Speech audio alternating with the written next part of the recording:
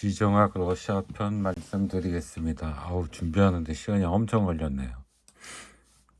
참조한 자료들이고요. 지리의 복수 책이 굉장히 좋다고 말씀드렸고, 세계사 책 고등학교 교재고요. 그다음에 저스티스의 세계사가 이게 또 책이 굉장히 좋습니다. 저스티스 유튜버, 세계사 유튜버인데 내용이 굉장히 좋아요. 더 심도 있는 세계사를 알고 싶으면 저스티스 유튜버를 많이 보시면 좋을 것 같습니다. 전 국경을 가장 중요하게 생각합니다. 지정학에서. 러시아는 북쪽으로 북극해가 접혀져 있고 동쪽으로는 태평양 접혀져 있고 이쪽으로 중국하고 국경을 접하고 있고 몽골 국경, 그다음 카자흐스탄 국경, 카프카스 산맥이 있고요.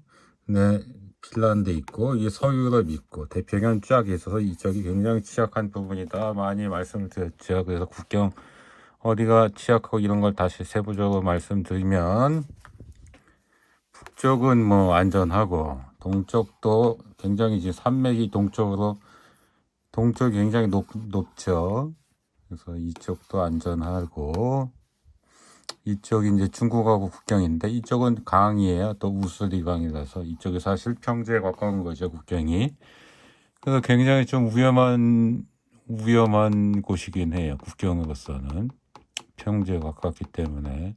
따라서 중국하고 어떤 갈등이 있으면 굉장히 어려운 곳이고, 그 다음에 이쪽이 몽골인데 몽골하고 국경은 몽골이 내륙국이고 인구도 적기 때문에 여기는 큰 문제가 없고 산맥을 가로막혀 있죠. 이쪽은 카자흐스탄인데 이쪽도 평지에 가까워요. 그래서 카자흐스탄하고 지금 사이가 좋은 편이기 때문에 문제가 없지만 향후 문제가 될 수도 있다.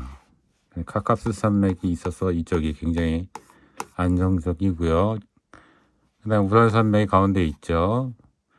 가장 큰 문제는 이제 서유럽 쪽 대평원이 있는 이쪽이 엄청나게 취약하다. 지금 1800km, 여기 핀란드하고는 1000km인데 이쪽은 뭐 핀란드는 인구가 적으니까 좀 덜 문제가 된다 해도 이쪽이 가장 큰 문제죠 지금.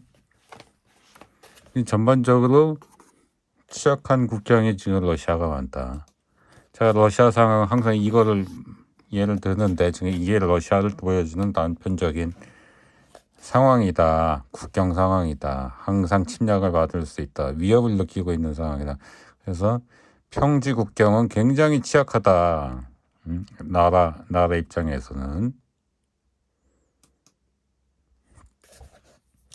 그래서 북쪽은 안전하고 동쪽도 태평양이어서 기본적으로 안전하고 산맥이 이렇게 넓게 막아줘서 안전하긴 하지만은 중국하고는 이 아무르강, 흑룡강이라고 하는 해해롱강, 아무르강 쪽으로 국경을 맞대고 있는데 이게 강이다 보니까 거의 뭐 평지나 다름없죠. 그래서 중국하고 사이가 나빠지면 여기 큰 문제가 생길 수 있고 몽골은 내륙국이라서 또 인구가 적기 때문에 그 다음에 또 큰 문제는 안 되고 카자흐스탄 쪽 보면은 평지예요. 그래서 굉장히 위험할 수가 있고 이 잠재적인 위험한 국경 지금 사이가 좋으니까 그렇지만 사이가 언제든지 나빠질 수가 있거든요.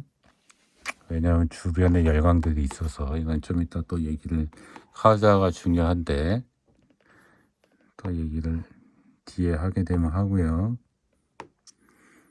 그다음에 카카스 산맥이 또 이게 딱 여기까지 잘 가서 국경이 튼튼하고 문제는 이 서유럽하고의 그 대평양이 문제인데 핀란드 이게 굉장히 취약하다. 카자흐스탄도 잠재적으로 취약하다.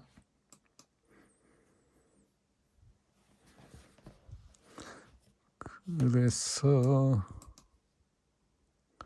이렇게 지금 대평원이 쫙 있잖아요. 이렇게 이 서쪽이 굉장히 취약한데 지금 대충 이게 러시아 지금의 국경이고 국경 직선 거리로 1800, 1000km 여기를 방어하려면 얼마나 에너지 소진이 많겠어요. 이게 평지 국가의 취약점이다. 그리고 자꾸 러시아는 여기까지 가고 싶어한다. 왜냐 여기 지금 또 러시아 입장에서 이 카르파티안 산맥이 또 중요하거든요. 카르파티안 산맥이 알프스 산맥, 피레네 산맥, 알프스 산맥, 카르파티안 산맥이 이렇게 흘러가요. 그래서 여기까지 가면은 여기만 막으면 되는 거거든. 그래서 러시아 입장에서는 사실은 여기까지 옛날에, 지금은 뭐 국경을 침범하기가 어려우니까 옛날에 정복 전쟁이 가능한 시에 여기까지 갔었어야 된다는 거고, 여기 입장에서도 이게 이렇게 하나 통일됐으면은 여기만 막으면 되기 때문에 이게 하나의 큰 강대국이 됐을 거라고 제가 예전에 여러 번 말씀드렸죠. 여기까지 갔으면 이 국경선 요것만 양쪽으로 요것만 막기 때문에 굉장히 지금 안정적인 국경이 되는 거죠. 지금 이거에 대비해서 말이죠. 양쪽으로 다 그런 의미가 있는 라인입니다. 이게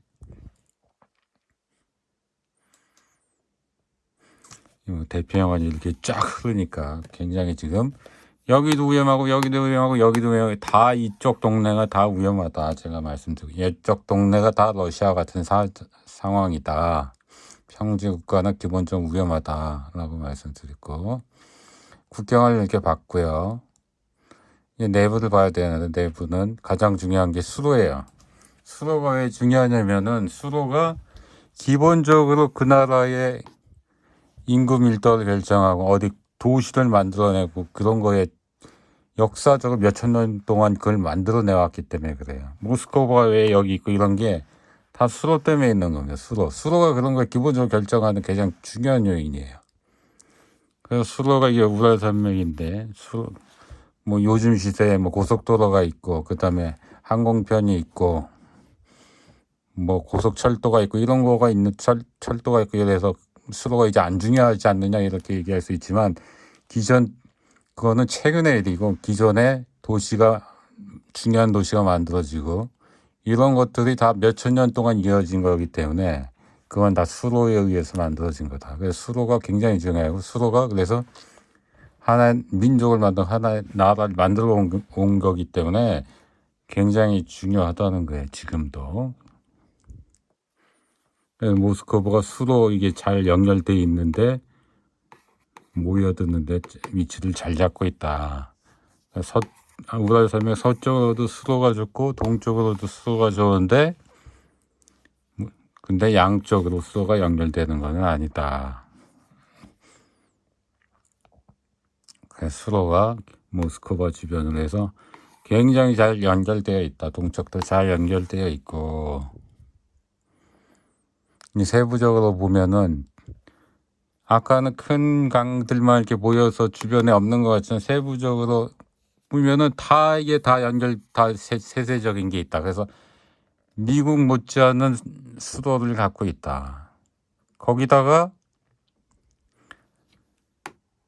이게 연결이 안 돼. 이게 연결이 이쪽이 백해, 이쪽이 발트해거든요. 요거를 또 연결을 시켰어. 그래서 연결시켰고 그 다음에 이게 연결이 안 되는데 여길 또 연결시켰죠.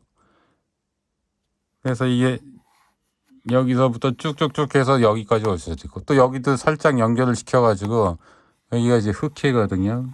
흑해, 카스피해도 연결을 시켜서 다 연결을 시켜가지고 또 약간의 약점을 또 보완을 했어. 그래서 수로 자체는 굉장히 좋다.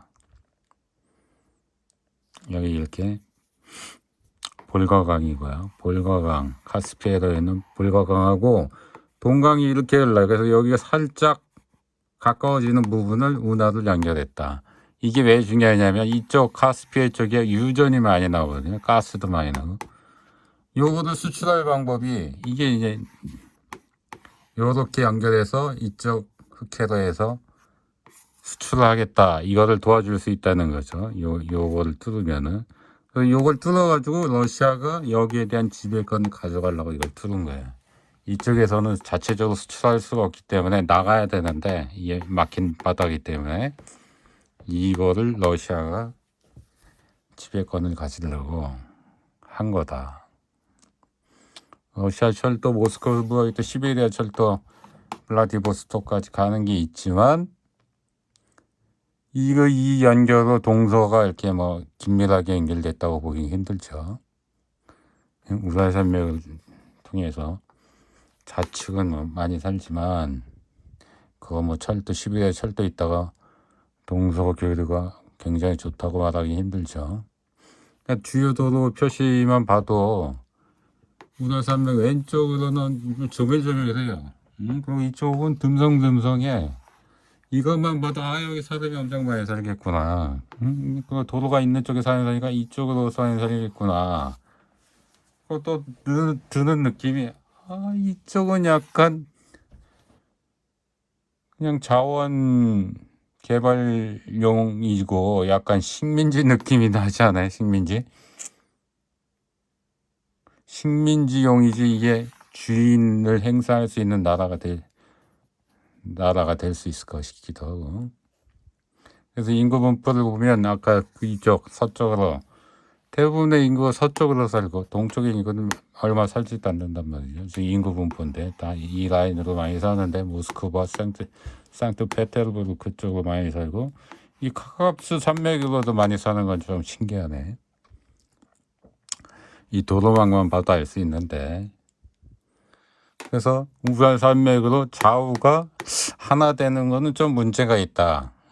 그리고 이쪽은 약간 식민지 느낌의 위치를 갖고 있지 뭐 이쪽에서 뭐 주인 행사를 하기는 어려운 형국이 아닌가. 이쪽에 다 몰려 있고 그런 느낌이 난다.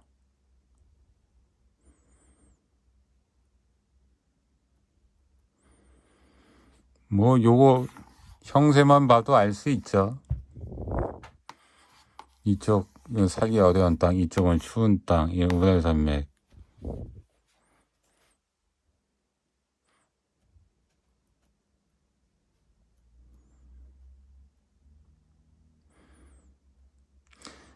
그 다음에 동쪽 블라디보스토크 통해서 동쪽을 개발하겠다는 얘기, 그런 동방 정책을 하겠다는 그런 얘기가 있잖아요. 푸틴이 블라디보스토크. 왜냐하면 이게 일본 있고 한국 있고 그래서 이쪽으로 개발하기가 굉장히 좋아요, 사실은.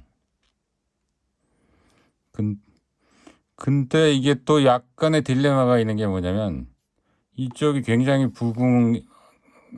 부강해진다. 그러면 이게 너무 부강해지면 이쪽이 또 나라가 쪼개질 수가 있어요. 이게 단절이 심하기 때문에. 이게 나라가 큰 거가 문제인 것도 있어요. 나라가 지금 이게 중국이고 이게 미국이거든요. 나라가 비슷해 크기가. 러시아는 엄청 큰 거 같죠. 러시아도 비슷한데 한 0.7배쯤 커요. 그래서 러시아가 크긴 크지만 엄청 큰 건 아닌데 하여튼 간에 이게 전체를 통합시키기는 어렵고 전체를 통합시킬 필요도 없고 사실 이쪽에 인구가 희박하니까 동서로 약간의 분리가 되어 있다. 사실은 정서적으로도 분리가 굉장히 되어 있을 것 같아요. 근데 이쪽에서 동방정책을 해가지고 블라디보스토크 쪽에서 개발을 해서 이쪽에 인구가 많이 늘어난다? 그럼 장기적으로 나라가 이게 분열될 위험이 있어. 그래서 약간 이게 딜레마가 있어. 푸틴 입장에서도. 개발을 시킬까 말까. 단기적으로는 뭐 의미가 있을 수 있겠는데 장기적으로 여기가 부강해진다, 힘이 세진다? 그럼 굳이 여기에 있고 싶지 않을 수도 있어. 그런 또 단점이 있어. 너무 커서. 내부적으로는 기본적으로 좋은데 기본적으로 좋아요. 그리고 이쪽은 약 식민지 취급하고 인구가 적으니까 또 이게 분열하기는 어려워. 근데 여기를 또 개발을 만약에 한다 그러면 인구가 늘어나면서 강대해진다면은 이게 나중에 분리가 될 수 있기 때문에 지금 자체로는 이 시켜야 되나 말아야 되나 참 딜레마가 있어요. 지금 자체적으로는 우선은 내부적으로는 분열 요소는 적다. 수로가 좋기는 하다. 동쪽을 개발하자니 그게 또 애매하다. 그 다음에 바다를 국경하고 수로 봤으니까 이제 바다를 봐야 되죠. 러시아의 이 무르만스크 이 북쪽 쪽으로 기본적으로 부동항이 없어요. 근데 여기 부동항 없는데 무르만스크에 북해 함대가 있고요. 그 다음에 칼리닝그라드라고 이쪽에 발틱 함대가 있고요. 그 세바스토폴 여기에 흑해 함대가 있어요.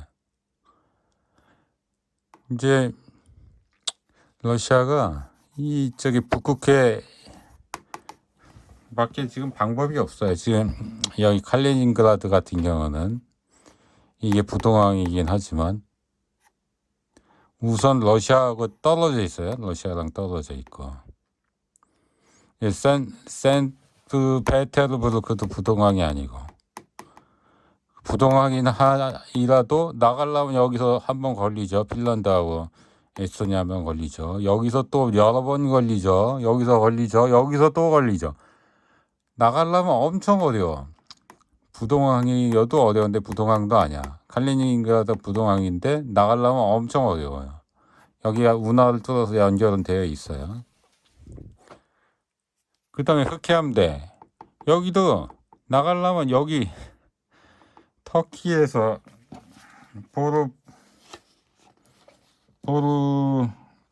보스포루스 해협이고 여기 다르다넬스 해협이거든요. 다르다넬스 해협. 두 군데를 지나야 돼.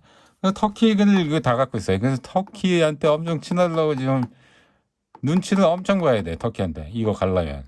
그럼 여기 가면 끝인가? 여기 또 엄청 또 지나가야 돼. 여기 여기도 지나가야 돼. 또 일로 가야죠. 여기도 지나가야지. 야 여기서 또 걸리는 게 좀 몇 개를 걸리는지 알 수가 없어요. 이게. 여기 지브랄터 해협이잖아요. 거의 군사적 행동을 못해요. 사실은. 여기서 우선 동쪽부터 먼저 보고 근데 동쪽에 부동항 블라디보스톡밖에 없어요. 근데 블라디보스톡이 뭔 의미가 있느냐 이것이. 완전히 지금 자기 지금 해군이 서로 협력해가지고 뭘 할 방법이 없어. 아까 그 무르만스크 가려면 이렇게 가야 돼. 그래서 차라리 저기 북극해가 러시아한테 유일한 길이기 때문에 막 깨고 다니는 거를 지금 유일하게 북극 빙하 깨고 다니는 걸 많이 하는 게 어쩔 수가 없어. 그쪽 통로가 제일 좁기 때문에 그런 거야. 러시아 입장에서는. 그래서 그쪽 기술이 제일 발달한 건데.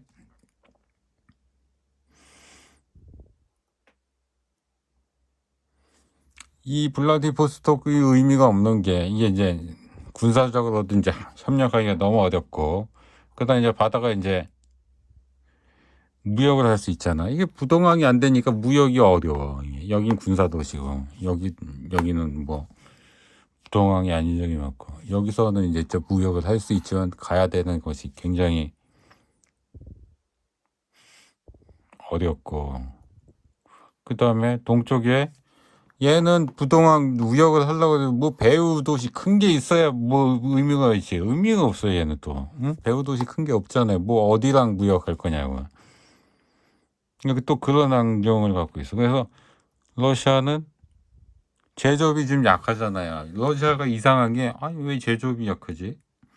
러시아 군사 대국이어가지고 무기 기술 강국인데 무기 기술 강국이면 그거 가지고 제조업을 충분히 할 수 있는 역량이 있는데 제조업을 못한다? 그거 참 이상하다는 생각이 들었거든요. 저는 그 이유가 항구가 없기 때문에 그런 것 같아요. 항구가 없어서.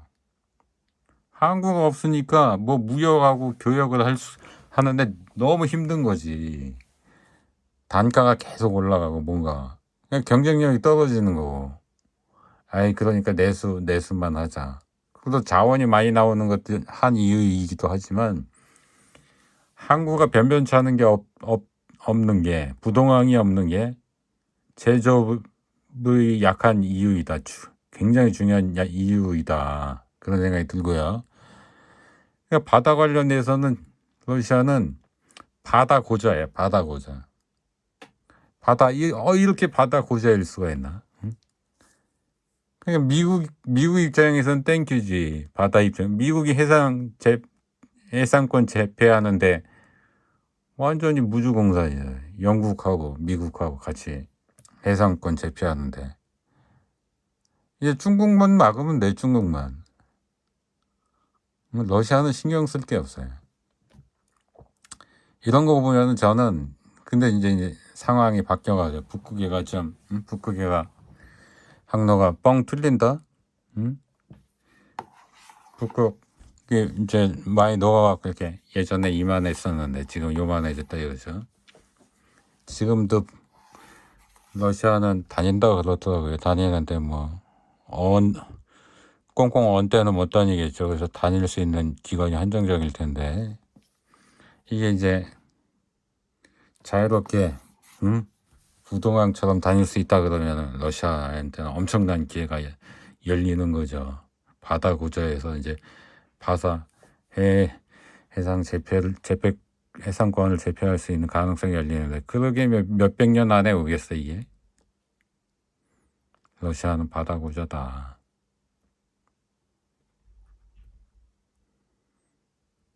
그래서 요것만 봐도 러시아는 강대국이 되기 힘들고, 러시아는 미국하고 협력을 엄청나게 해야 된다. 미국이 지금 북극 항로 때문에 러시아하고 좀 친하게 지내고 싶은, 트럼프가 지내고 싶어 하잖아요. 사실은 푸틴이 더 친하게 지내고 싶어요, 사실은. 이 역학관계로 보면은. 근데 트럼프가 표현을 많이 하니까 그렇게 보이는 거지. 여기 지정학 입장에서 보면 푸틴이 더 절실하다. 주변 강대국 볼게요. 주변 강대국이 중국이 있고,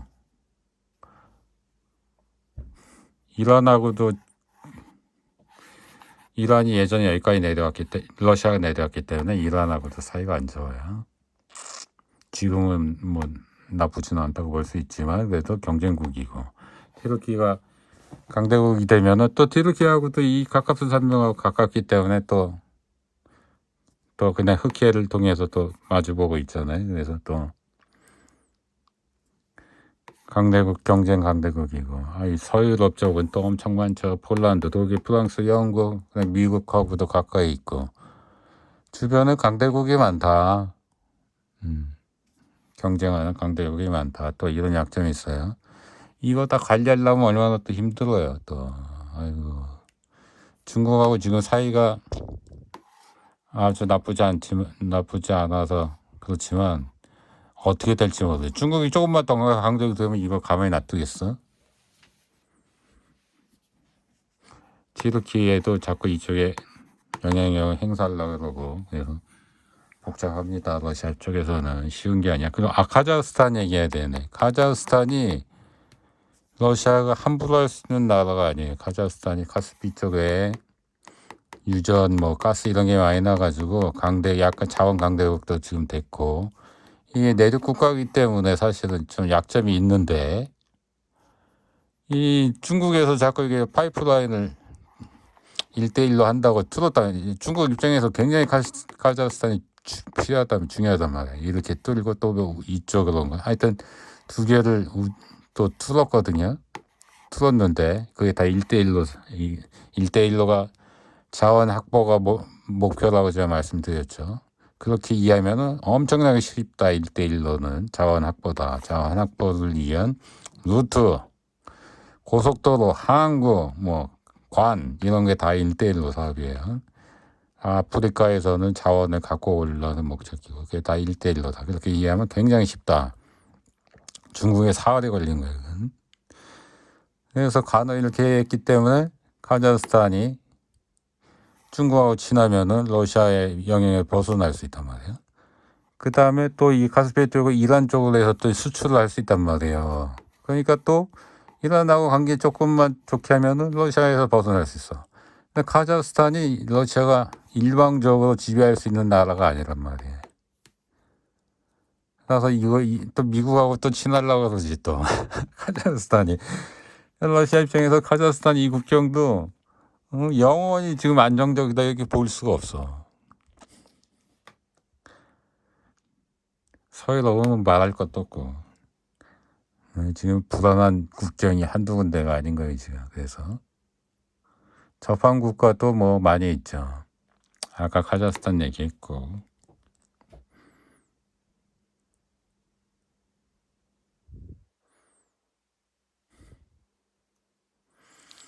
그 다음에 미국이 서유럽에서는 폴란드 가지고 러시아를 괴롭히려고 폴란드를 엄청 키워주고 있단 말이에요.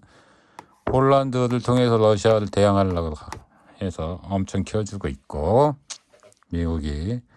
그 다음에 이제 나토 기구, 이게 나토가 엄청 늘어났잖아요, 회원이. 이거 자체가 러시아를 엄청 괴롭힌 거야, 이거 자체가. 응? 이거 자체가 러시아를 엄청 괴롭히고, 군비에, 다른 데보다 군사비에 엄청 자원을 거기다 투입해야 되게 만드는 그런 걸 했죠. 그러니까 이거 자체가 엄청 러시아를 괴롭힌 거다. 회원국을 자꾸 늘리고 통제를 한 것 자체가. 괴롭힐 방법이 많다는 거죠, 지금. 카자흐스탄 얘기했고.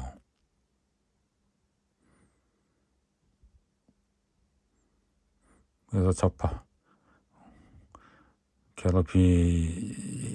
그래서 이렇게 접한국가, 그래서 러시아가 괴롭힘을 당할 포인트가 많다. 경쟁, 강대국, 미국, 뭐, 영국, 중국, 이란, 터키에 등등 러시아 굉장히 국경이 좋지는 않다. 옛날보다는 좋아졌지만 영토 확장을 한번 볼게. 이거 모두 다 볼 필요 없고요. 예전에 모스크바 공국이 이렇게 좁게 시작했는데 영토가 확장했다는 걸 아는 게 중요해요. 그것만 알면 되는데 옛날 이렇게 좁았을 때 이때 상태가 엄청 불안한 국경이었다는 걸 이제 느끼면 된다. 이게 전부 다 국경이 평지 아니야. 100% 평지 아니야 지금 이게. 여기에서 이걸 대처하는 방법은 국경을 늘리는 수밖에 없고 커져라. 어디까지? 국경이 안전한 데까지 커져라. 이게 이제 모스크바가 이제 그 불안한 국경을 대처하는 방법이죠. 그래서 이렇게 커졌고 동쪽으로는 시베리아 쪽으로는 이 강이 굉장히 연결이 잘 돼 있대요. 그래서 강을 따라가지고 뭘 했냐면 모피 찾아서 산만리를 했는데 국경이 생긴 거다 이거거든요. 이게 침략 전쟁을 해서 이걸 가져간 게 아니고 모피 찾아. 모피가 이때 돈이 엄청나게 됐대요. 그래가지고 모피 찾아 산만리로 막 여기 씨를 말리니까 막 가서 알래스카까지 가서 그다음에 미국, 캐나다도 가고 뭐 저 미국까지 그 밑에까지 쭉 갔대요. 이게 경제적 유인이 엄청난 거예요. 그러니까 모피를 찾아갔는데 땅이 생긴 거야. 이게 땅이 그냥 저절로. 여기 이제 사람이 많이 살지 않으니까. 동쪽은 사실 국경으로 그쪽에 사람이 많이 살지 않고 추운 동네니까 사실은 동쪽으로 굳이 갈 필요도 없었는데 이 모피 때문에 모피 찾아갔더니 땅이 엄청나게 생겼고 나중에는 뭐 자원도 어마어마하게 생긴 거죠. 이 수자원이 많다는 것도 또 하나의 장점이라는데 자원 얘기는 좀 하여튼 동쪽은 이렇게 됐고 이제 남쪽 카카스 산맥 쪽으로 이게 산맥을 만나야 되니까 남쪽으로는 이쪽에 스탄 국가까지죠. 스탄 국가를 다 먹은 건데 스탄 국가까지 가야 이게 산맥을 만난단 말이에요. 이쪽 산맥이 있죠. 이게 카카스 산맥이고 이쪽까지 가면 안정적이지. 산맥을 만나면 안정적이니까 이 스탄 국가 여기까지인데 여기 보면은 텐산 산맥을 만나고 이게 산맥 쫙 라인이 있잖아요. 힌두스쿠시 산맥. 그럼 이란의 국경. 그러니까 스탄까지 가야 남쪽은 이렇게 안정적이 되는 거지. 산맥을 만나니까. 그래서 남쪽까지 이렇게 쭉 간 거지. 남쪽은 안정적이 됐어. 동쪽은 또 안정적이 돼요. 서쪽의 문제인데 서쪽은 강대국들이 있었잖아요. 저 러시아는 약소국이었고. 그러니까 그쪽으로 있는 영토 확장을 더 하기는 어려웠던 거고. 지금의 영토 확장으로 마무리가 된 건데 이게 아까 그 라인을 보여드린 것처럼 타이밍이 조금만 더 강대국이어서 이쪽 국경까지 갔다 그러면은 진짜 러시아는 대박이었던 거죠. 지금보다 더 큰 강대국이 됐을 텐데 그거는 못했고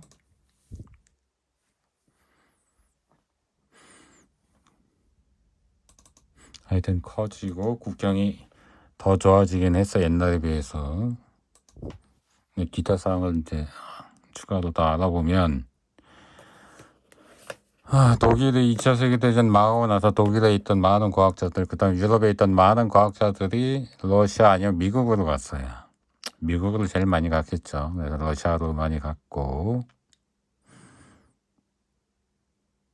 미국으로 간 거는 이거 맨해튼 프로젝트, 오펜하이머 군단이 있죠. 그렇게 갔고, 그다음 소비에트가 망하고 나서 소비에트에 있던 또 많은 유대인들이 또 지식인들이 이스라엘을 또 많이 갔어요. 유대인들이 이전하는 게 또 굉장히 중요한 내용이긴 한데 이걸 별도로 나중에 정리할 수 있으면 좋을 것 같기도 하고 어디 한 나라 제국 뭐 이렇게 강대국이 망하면 거기에 있던 인재들이 그 옆 신흥강대국 쪽으로 옮겨간다. 그래서 그 강대국이 된다 이런 거죠. 러시아하고 유럽과 가스관들이고요. 러시아하고 중국하고 가스관들이고 그 다음에 또 원유 송유관이고 이런 걸 많이 깔아가지고 러시아가 유럽에 대한 통제를 강화를 했죠.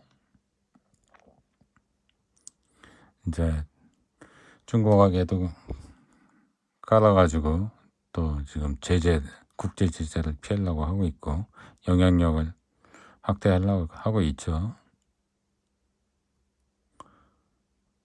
우크라이나 사태를 마지막으로 말씀드리겠습니다. 나폴레옹이 모스크바 러시아 침공했다가 패전해서 돌아가는 모습이죠. 히틀러 독일 군대가 러시아 침공했다가 개 박살나는 또 장면이죠. 러시아 침공으로 해서 소련 사망자가 3천만 명 정도 된다고 그러나요? 이게 러시아가 이제 머릿속에 피부 속에 기억하고 있는 거예요. 그래서 러시아가 이걸 어떻게 대처를 하려고 그러냐. 평지 국가인데 이 서쪽 라인이 굉장히 불안한데 이 옛날에 소비에트가 가지고 있던 땅들이고요. 이게 러시아가 대처하던 방법을 알려주던 평지 국가가 그 안보 불안을 대처하는 방법에 대해서 알려주는 힌트를 주죠. 나토는 또 동준을 또 엄청나게 했네. 이게 나토가 유럽이 좀 모순적인 행동을 많이 했어요. 러시아로부터 가스는 싸게 받고 싶고, 원유는 싸게 받고 싶고, 그래서 그 영향력을 수용을 했단 말이에요. 그 영향력 지배받는 걸 수용을 했으면서 또 한편으로는 나토 가입을 막 늘렸네. 동쪽으로.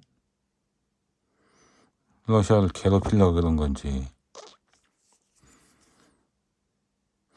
그래서 러시아를 또 압박한 거 아니야, 한편으로는. 근데 또 미국 입장에서 보면은, 아니, 또, 아니, 나토는 가입은 열나 많이 시켜놨는데, 군사비는 또 대폭 줄여놨네, 유럽 애들이. 응? 그리고 그걸 경제 발전에 뭐 사회복지 이런 데 다 돌린 거냐? 미국 입장에서는 열받는 거지.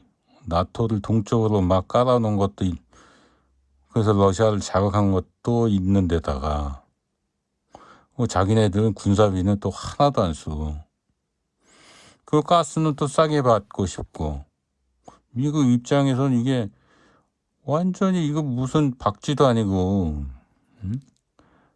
부담은 하나도 안 지고 이득은 보고 또 러시아는 또 압박해서 또 긴장관계 늘려놓고 이거 뭐 하자는 건지 그런 상황인 거죠. 미국 입장에서는 너무 약간 황당한 거야. 너무 모순적인 행동이거든요.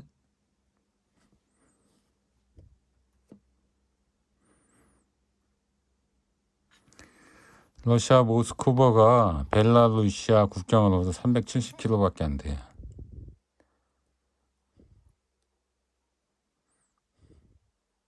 그래서 이 평지 국가를 갖고 있는 모스크바가 이 안보 취약점을 대처하는 방법이 뭐가 있느냐. 평지 국가가. 하나는 큰다 또 큰다. 응? GDP 막 강대국이 되는 거죠. 이제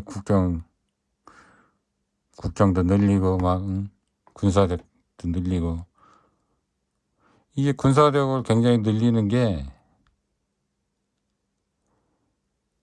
경제력이 굉장히 커서 늘리는 거가 있지만 그거는 뭐 감당할 만하지만 경쟁이 굉장히 크지 않는데 어쩔 수 없이 군사력을 늘려야 된다?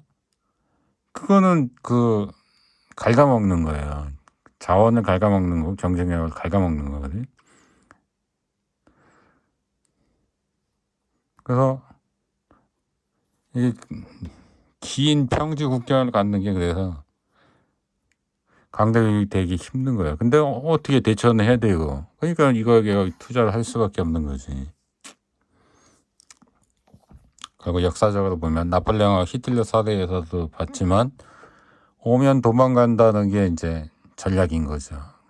그러면 그럼 국경을 멀리 보낼수록 좋은 거지. 멀리 보내서. 러시아 입장에서는 여기까지 국경을 갖고 싶지 사실은. 이쪽으로 국경을 갖고 싶지. 여기까지 보내고 싶은 거죠. 우크라이나를 뺏긴다는 거는 러시아 입장에서는 사실은 수용하기 불가능한 거예요. 유럽 애들 이걸 몰랐을 거야. 그러니까 원인은 지금 이 나토의 동진에 있었던 거죠.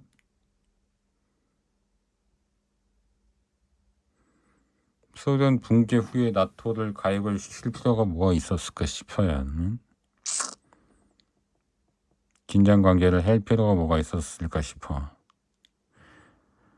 그러니까 우크라이나 지금 사태는 약간의 나토의 책임이 있다. 유럽의 책임이 있다. 러시아의 국력을 빼놓기 위해서 지금 전쟁을 계속 질질 끄는 건지는 모르겠는데 그게 목적이었다면 뭐 성공한 거기는 해요. 러시아는 막 이렇게 국경을 멀리 보내는 거에 막 엄청난 노이로제가 있단 말이에요. 근데 우리나라는 얘는 지금 370km잖아요. 우리나라는 서울하고 개성하고 지금 60km밖에 안 돼요. 이거 DMZ까지 하면 뭐 3, 40km밖에 안 되잖아요. 근데 한국은 너무 태평해. 러시아 사람들이 보면은 너무 이해가 안 되다고 생각할 거예요. 왜 이렇게 태평하냐 우리는. 그 이유는 딱 하나밖에 없어요. 미국. 그러니까 우리가 미국의 안보에 굉장히 많은 도움을 받고 있다는 것을 우리는 모르고 있지만 실질적으로 엄청난 도움을 받고 있다는 것을 알 수가 있죠. 여기서.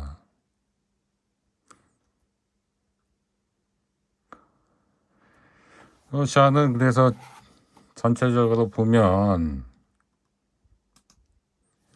러시아는 강대국이 되기는 굉장히 어려운 한계를 굉장히 많이 가진다.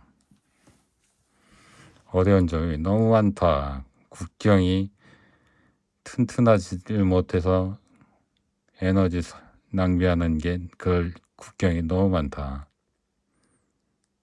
그래서 러시아에서 할 수 있는 방법은 제가 볼 때는 미국하고 잘 지내는 방법밖에 없다. 미국 입장에서는 땡큐고 중국 입장에서는 난감한 거고